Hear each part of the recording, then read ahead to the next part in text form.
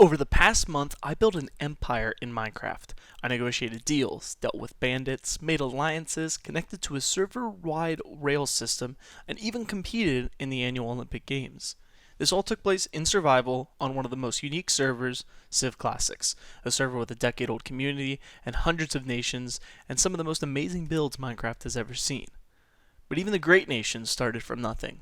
And this is the story of my nation, Vulcan.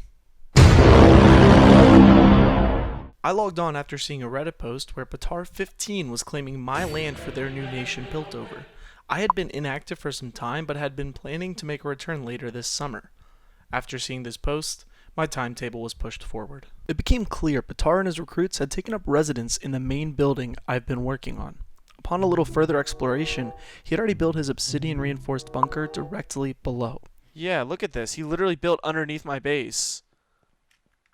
I argued the claim on Reddit, which led to me talking to Patar on Discord.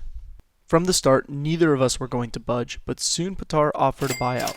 At this time, I did not have much wealth, and out of fear of being pearled, I took his offer and moved across the canyon where I laid a successful claim for the nation of Vulcan, which was recognized by the other nations in the ++ quadrant. Fueled by my dissatisfaction over the deal, I quickly moved my loot and placed a snitch in a temporary chest room and laid the plans for Vulcan's development. Recognizing how close I was to Patar and our ongoing tensions, I immediately hit the mines and found a diamond vein which kickstarted the wealth of Vulcan. Feeling crammed in the small chest room, I built Vulcan's first building, which would act as a community house from which we'd grow. And grow we did. I hit up Nephew, a best friend from childhood and veteran CivCraft player. After showing him around, he finished my previously located diamond vein and began building our floating island, which would later house the statue of Vulcan. After visiting Pacum and procuring a piece of art for Vulcan, it was time for Vulcan to step it up a notch. A few hours of mining later, we were able to lay down our very first factory, an ore smelter, and double our wealth after mining a second diamond vein. Towards the end of our mining run, some nearby neighbors visited Vulcan. Despite getting off to a rocky start, they showed up and seemed very friendly. After following Carlinus back to his home and realizing he was a solo player newer to Civ servers, we invited him to join Vulcan. Carlinus immediately broke down camp and followed us back, becoming our first recruit and took leadership of our Builders Guild. We showed Carlinus the city's plans and gathered the materials he would need to build the Builder's Tower. Carlinus, being from Denmark, was ready to go to bed, while Nephew and I were just getting started for the night. Nephew began working on the Miners' Cave to house the Miners' Guild, while I set out on a far journey across the world to the IMC for a trade. It was a long rail ride which passed many impressive sights. After leaving the ++ quadrant, I quickly understood the truth of what I had previously heard. My quadrant was the most underdeveloped in comparison to the others. Upon nearing the destination, I set off on foot and ran into Sir Frenchie, who was working on a very large bridge project. He would help me connect with Dark Muffin, who possessed the bastions I came for. Upon arriving home, I was able to place these bastions that I had just purchased to finally solidify our borders. During this time, Nephew had finished most of the Miners' Cave and acquired many more iron and diamonds. It was time for us to begin the construction of Vulcan's Officer Castle.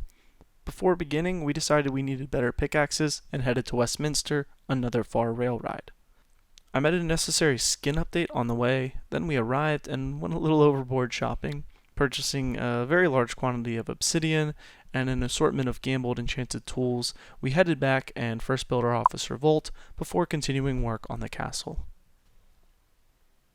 The next day, Nephew and I once again split duties, with the Builder's Tower being handled by Carlinus, the Miners' Cave already being complete. Nephew decided to build the Farmer's Barn to house the Farmer's Guild, the third and final guild. While he was working on that, I tunneled 2,700 blocks to the 0Z railway, and through the use of a rail factory, connected Wolken to the map-wide rail network.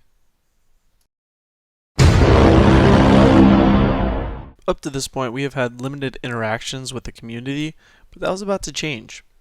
The server-wide Olympics, celebrating the 4-year anniversary of CivClassics, was Vulcan's first chance to interact with other world leaders. It also provided an opportunity to compete and prove ourselves as a nation. With this in mind, I journeyed to Icenia, the nation hosting the Olympics. Nephew would be unable to attend, so I would be representing Vulcan competing in a 1v1 tournament. After some light small talk with the other leaders, I immediately found myself ready to fight. 2, 1, fight. Go, go, go, go, go. Freestyle going directly in, both opponents jumping in. Freestyle might have gotten a crit off of that one. Dill is staying on the ground. Pretty even so far. Freestyle pushing him back. Oh, Dill reigns supreme. I won. But this was only the beginning. In my next fight, I went up against a familiar face. Let's fucking go. Who will win? Question mark. Deluxe is an old name. Deluxe is an old friend. He did play CivCraft, not very regularly.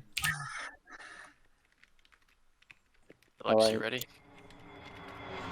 What were they Going doing? in hard. Sir Frenchie's Fold. holding back. Sir Frenchie got a good hit off of that first one. Deluxe is focusing in, no more jumping. Sir Frenchie's running circles. That was a little bit of a shift right there once Sir Frenchie took out some air. That's a good tactic. Oh, it's very close. It's very close. Both are tracking very well. Sir Frenchie's up against the wall. Deluxe Go. hits it again. Deluxe wins. I did like Sir Frenchie's strategies in that round, but Deluxe is tracking just pure superior. With 2 victories, I was on to the quarterfinals. This would be my hardest fight yet. Go. All right, James Deluxe Stone is cautiously. hitting some interesting hits on vote labor. They're both pretty close. A lot of W tapping, I think. Deluxe was flying. James is strafing pretty close indeed. This is tough, yeah. I'd lost the fight and my chance at a podium placement. Vote Labor would then go on to win the whole tournament, claiming a gold medal. At least I could hold my head up high knowing he only survived with 1 heart, and I was his closest fight.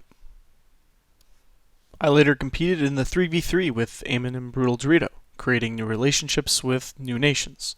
We were able to win our first fight. Good shit, guys. Oh my god, dude. I got instantly comboed. Way to do it. But lost in the second round, again to those who would go on to claim gold. I'm also 1v1. I'm winning mine pretty bad. I got killed by thoughts. Oh, I am dead. I'm sorry. It's too late. Oh. In the image of Vulcan, I put a good showing, and despite not achieving the results I had hoped for, I made an impact.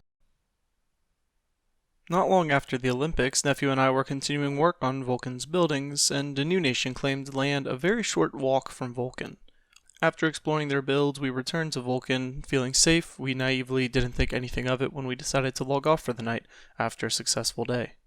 This new nation turned out to be formed by a group of Swedish players. Only a few hours after we logged off, their day would begin, and during that day 2 of their members would make a move against Vulcan. We would catch 2 of their players on our snitches, breaking our ore smelter and raiding our original chest room. Thank goodness we had the foresight to move our riches to our officer vault. Fearful of a large group living so close, I headed to Icenia, the same place I had been just days before competing in a PvP tournament, but now I would be using the majority of Vulcan's wealth to buy armor and swords for PvP, with stakes much higher than just medals. Lowtuff, the leader of Carson, another nation nearby, had been very kind and helpful towards Vulcan as we began, and would soon give us the remaining names of the new friend nation called Dania, and I would relay the names to our newest and strongest allies, IMC. Remember Sir Frenchie and Dark Muffin from earlier? Our previous interactions had led to a discussion between myself and their leader Wilson, solidifying our alliance. Within 12 hours of Dania attacking Vulcan, IMC had sent over Dark Muffin to assist in removing this nation from their base. That night after I logged off, Dark Muffin would be successful in pearling 5 of we now know to be 7 of them. Their pearls would be held in IMC's vault, a vault too strong for the remaining 2 to ever free. And with that one misstep, the neighbors who threatened Vulcan's security became imprisoned, ensuring their security of Vulcan to continue its final stages of development. Over the next few days, Nephew and I would finish the homes and infrastructure of all the guilds, a barrier wall, and the pinnacle of its capital, the Vulcan Castle. With all this in place, Vulcan would then claim more land to avoid any new settlers directly on our border, and secure land to expand to as we would begin to recruit more players. And that's where you, yes, you watching this video, could enter our story. If you want to join CivClassics, the information for doing so is in the description. With Vulcan finally being an established independent nation, recognized server-wide, we'll be recruiting over the next month. Considering rising tensions on the server, it is likely Vulcan will soon find itself involved in conflict. I'll be covering the future of Vulcan here on my channel, so please consider subscribing. If you've watched this far, please also leave a like and comment, as this took many hours to record and edit. I'd love to hear what you thought. Vulcan may still be a small settlement and fairly far distance from an actual empire, but every empire starts somewhere, and this is where Vulcan started. Thanks for watching.